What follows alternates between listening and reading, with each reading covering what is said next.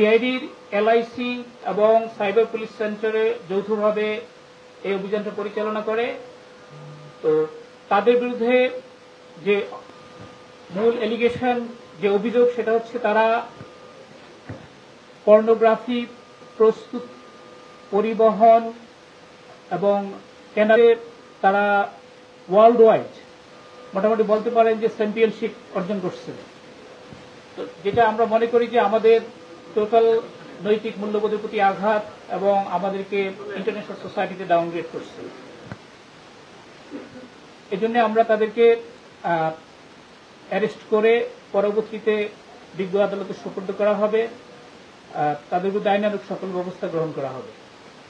তো এই হচ্ছে মোটামুটি বক্তব্য। যদি এখন আপনাদের প্রশ্ন থাকে তাহলে ইন ডিটেলস আমরা বলবো। আমার দুই সহযোগী আমরা সবাই চেষ্টা করবো আপনাদের সকল প্রশ্ন উত্তর দিতে। আমি তো আগেই বললাম যে আমাদের ডেডিকেটেড সাইবার পুলিশ সেন্টারে সাইবার মনিটরিং সেল আছে, যারা এই ধরনের সাইবার ওয়ার্ল্ডকে ব্যবহার করে অনেক ধরনের অপরাধ করে এদেরকে আমরা আইডেন্টিফাই করার চেষ্টা করি। তো আমরা শুধু মিডিয়ার দিকেই তাকিয়ে থাকি না, আমাদের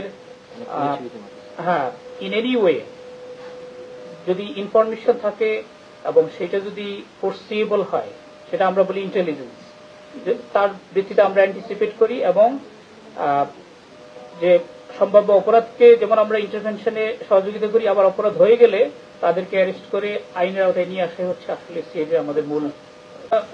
পর্নোগ্রাফি নিয়ন্ত্রণ আইন 2012, এই আইনের সেকশন 8 মামলা করা হয়েছে এবং এই অপরাধটা হচ্ছে